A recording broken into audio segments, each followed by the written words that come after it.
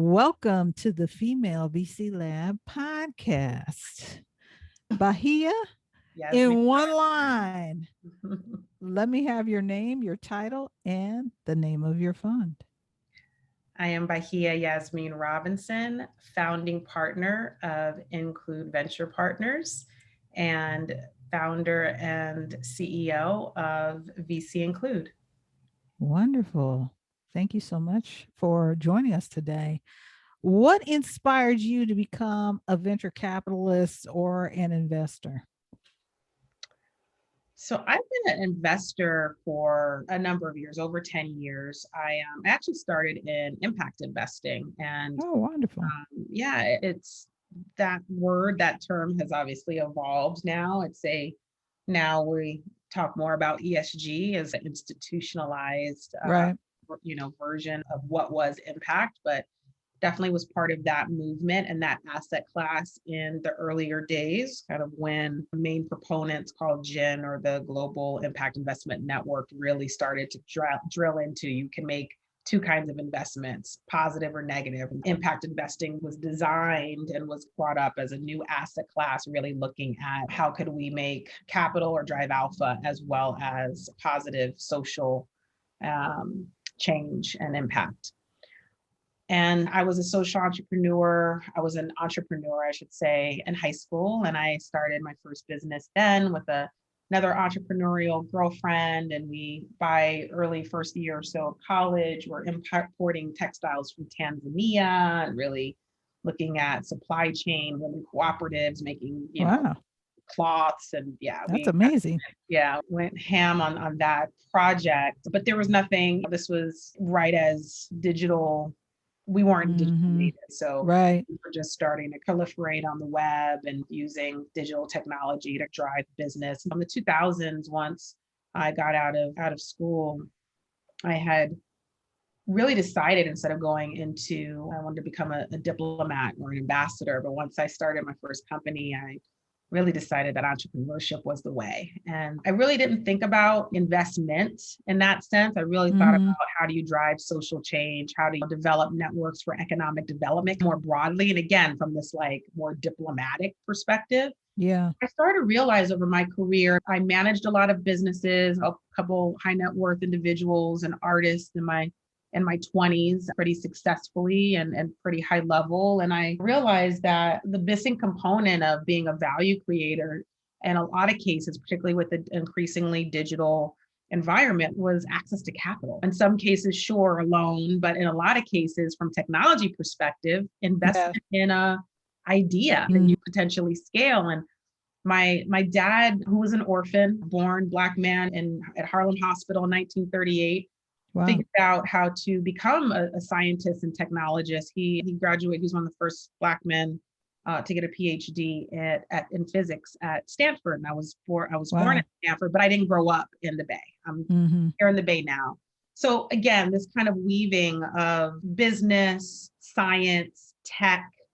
My father I was his secretary when he launched his startup when I was also in high school. So I was part secretary for work and also having these other little businesses. Like regular school. And then you had your little other side hustle happening. I had a hustle. I've been hustling. You had a lot going on. I've been hustling since high school for sure. And so I saw my dad as a research scientist at IBM, but also he moved to Southeast Asia and started a LAN WAN company. So I was around tech early.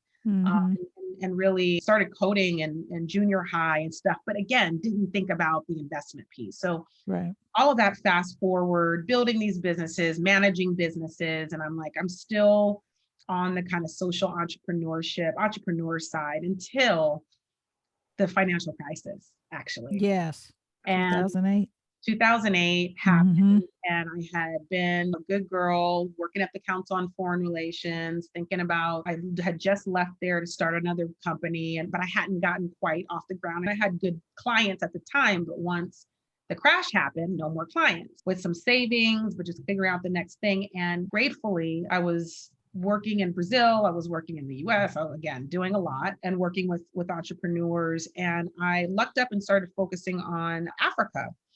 And, Oh, and okay. so 2009, 2010, this all comes together with investment. So Mm-hmm.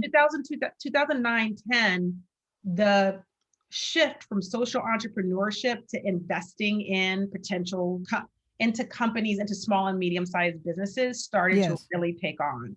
Mm-hmm. And I got a position as a senior consultant at a large NGO building public-private partnerships to invest in the continent. And Oh, I that's feel like awesome. it was like the click. It was the aha Mm-hmm. moment that said, here are these pathways to investment, to grow businesses, to then Yes. create wealth. Yes. Perfect. Great. And in Africa, my parents had been in Africa. I was born as we're all part of Africa. I kind of had that worldview. So I was like, this is amazing. Mm-hmm. When I got and dug into the African landscape, not a lot of investment, and some investment, but not really investment Right. into the Right. continent. And so I started getting curious about how do you accelerate that. And then I lucked up one of my lucky moments where I had an opportunity to start co-investing with capital from the U.S. State Department, Awesome. African Affairs, and the World Bank. And so I then became an investor. So at first I was an entrepreneur, then I was sourcing entrepreneurs to invest in. And Mm-hmm. then I culminated into having capital to invest and to source. And I thought, this is it. So Yeah. this is 2012 now. So 2012, I am now in the position to deploy capital to early stage investors across the continent, founders, not investors, not there yet, almost getting to the investor Getting part. there.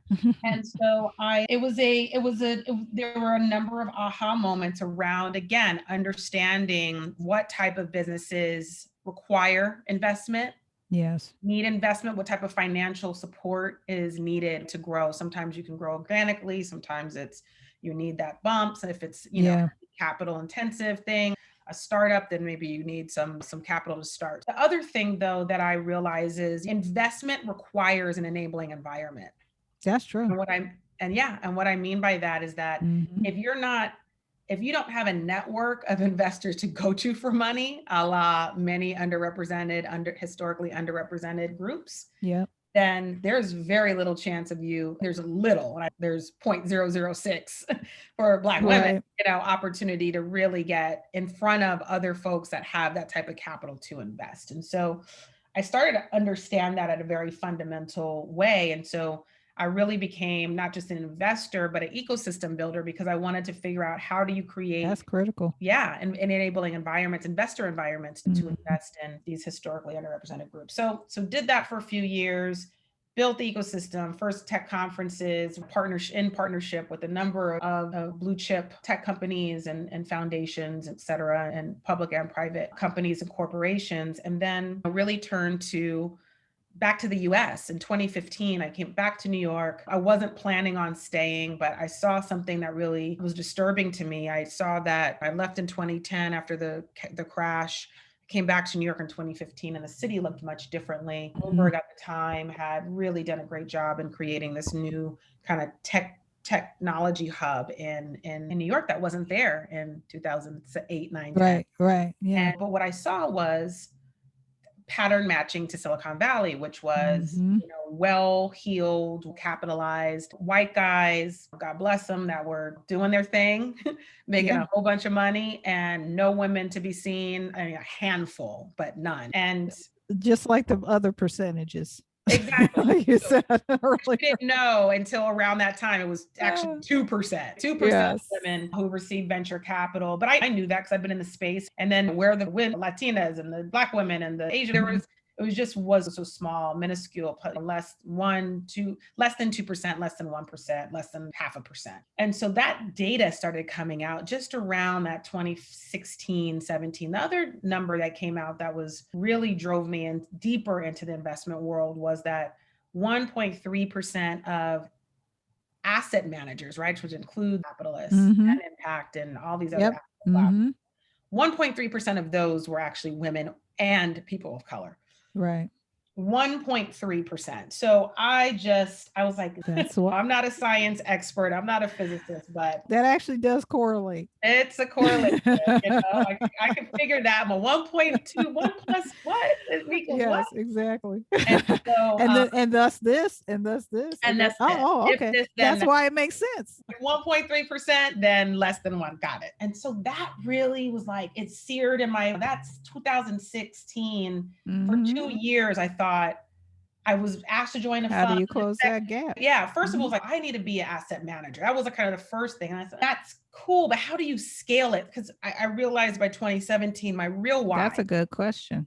How How do do you you scale it? scale that? How do you scale investment, accelerate and amplify investment Yes, into historically underrepresented groups? at scale. Because I was raising capital for Need money. You need supporting. money and you need technology. You need both. Exactly. Mm-hmm. And so I got it, a little late, but I got it. For me, just in that whole, it was one step in front of the other. I was like, okay. And so by early 2018, I was obsessed. I was like, who's even aggregating diverse managers? Who's emerging managers? All these words that I didn't understand at the time. Fund, I understood asset managers, I understood fund managers.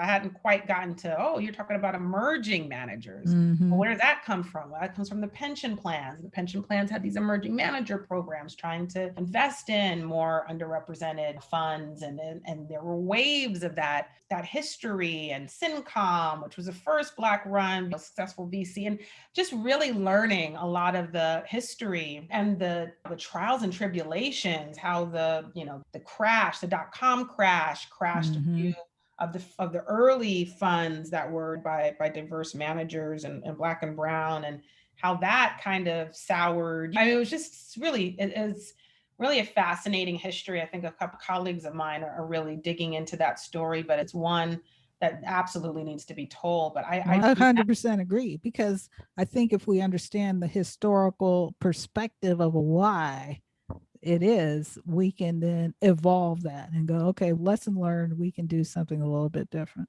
Absolutely. And so I know I'm going into your second. I actually think I took your thunder around your second hey, question. it's not, hey, I'll just throw it out there. So what's your investment thesis and what's the motivation behind your thesis? Yeah, I'd say, again, the mission of what I've built, what I've built with my partners, and is an ecosystem, right? Talking about that in the beginning and the African context. But I really want to be not just an investor, but an investor of investors and an amplifier and accelerator of investors, so that it trickled down at scale. And so I realized that was my 5 years ago. That was what I wanted to achieve. Then the question was how. And so my thesis is betting on historically outperforming diverse managers, because we know diversity drives higher returns. Women and people of color run firms in the venture capital and impact/ESG space, really in alternatives, but we're starting what we know best. Right. We know best, and building an ecosystem and vehicles to support that effort. So that's actually very, very smart. Thank you. Yeah. And so on the vehicle side, on the being an LP and a GP, really looks like having a team of partners with sector experience in clean tech and sustainability and the things that are going to drive the people and planet forward. Right. But with an eye towards alpha and generating market returns. And so making sure that our team, which is a combination of institutional grade investors and long-term impact and sustainability investors, who also have walked the walk, have created jobs at scale, that have driven growth in LMI, low and moderate income communities at scale, and work within multiple states like California and Florida and Maryland and New York. Right. So, to look at both the macro opportunities, but also the micro opportunities as well. So the strategy is diverse managers, women and diverse manager focus as a niche, and around clean tech, ed tech, fintech, health tech, and sustainability at large as our core investment thesis. And we're well positioned, I think, because of the platform that I built in 2018, VC Include, and the pipeline of emerging managers that we have, hundreds of them that we've engaged either through the platform or through our emerging manager programs, which we have 15 funds going through a BIPOC Wow, First-time fund manager that's great. fellowship. Thank you. Yeah. And the funds that we are looking to, that we have high conviction over, that we want to double down on and become generational wealth creators and builders, because we're picking the best. So we should be There you able go. to not just source, but also invest in them as well. 100%. So, what are you currently learning or listening to or reading these days? I'd say that there's the fun parts and the personal parts and the professional parts. I'd say for professional, I'm obsessed with a book called Resonant Leadership. I spent a lot of time thinking about how to build culture, how to build Yes, cultural important. DNA. Yeah, That is so important at the beginning, at the onset, because it's from the very hard beginning. to change it once it's It's very hard to redo yeah. or pivot on that. That's a hard pivot. Hard pivot. We're seeing it now in toxic Yes. environments. How do you then strip Yes. out toxicity? It's just really tough. So how do you build it without that toxic element? And so Well, that's and then the liability of that now. yeah. If you Oh, think of the liability of that kind of culture is very like that can be devastating to you later as a company or board person. If you're going to go public, that kind of those environments you have to really think about. This may impact you way down the road. And most people don't think of it because they're in the day-to-day weeds of what they're doing, but it's very critical. and it's pricey, right? It's pricey. It's expensive later. If you don't solve it earlier, it'll be expensive later. And so resident leadership is really an adaptive leadership. Those are my two books. And Who, which is a more of a team where hiring across the franchise, and as we think about team, particularly in COVID, which is challenging, how we're building team, remote teams, et cetera, is the things that I think about all the time. And then on the fun side, I listen to a lot of world music in particular. I've been deeply into Afrobeat movement, Afrobeats and Afrobeat. So I have the old stuff, the Fela Kuti, older Nigerian music, but also the Afrobeats, kind of young, hip, the Whiz Kids and the Davidos and those guys, Tiwa Savage, and there's just a whole melodic universe of young African talent and musicians that's just so fun and fresh and danceable and light and also respectful and loving. I have to say, yeah. I'm feeling that. Yeah, so I think that's my balance. Great music, great wonderful Pan-African music, and I listen to a little classical, a little opera, a little some other stuff, but mostly the upbeat stuff. And yeah, and then my reading. Awesome. That's wonderful. So here's your bonus question. In 2 years, when we're speaking, how do you see venture or investing have evolved? Clearly, you will have evolved it. How do you see it evolving? I just see an increase because of this last year plus of really looking at ourselves as a nation and seeing all of these. It's a lot of ugly bits there, I'll have to say, but there's also beautiful sides as well. And I think there's been some aha moments by influential people that actually do have access to capital and that are looking to and are thinking about money and investment, capital, and all of these words that we take for granted, finance, all of that. They're looking at it differently. I'm hearing it. This is part of my business every day. We have LPs or service providers or folks in the ecosystem on the LP side and on the GP side saying, I'm thinking about this differently. And I think that's good to drive, more investment. There's a lot of, another thing is the myth of there's not enough. I think we're starting to understand capital is in some ways limitless. There's a lot of capital out there. There's absolutely a lot of capital out there. If you can do a SPAC, 500 million or $1 billion SPACs, there's a lot of money out there. There's a lot of money. Out there sitting, just collecting interest and doing some other things that might not be as great for the planet and therefore people. And so I think that I think there's going to be a bifurcation of who really invests in the next generation of solutions. But I think with some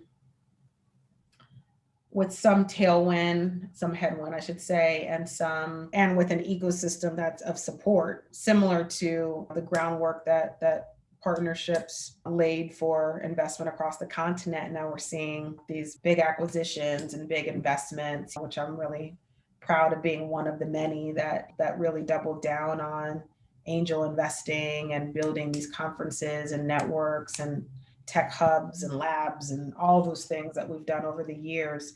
Doing that in this space is going to yield a lot. It's going to start to create a little bit more of an equitable playing field, and we have a long way to go. We're at fractions of 1% here, but I think that's what's required to get those numbers and move the needle. 100% agreed. So how do people contact you? If you're a potential partner or LP, feel free to reach out to me. I'm shifting some things internally right now, but I'll say you can either go to our website at www.vcinclude.com. My email, which is a little bit backed up right now, I will say, but is bahiyah@vcinclude.com. And feel free to reach out. The website has more information around folks that can, dial in probably quicker than I can. I'm here and moving forward, and invite folks that are able to continue to expand the mission to join us.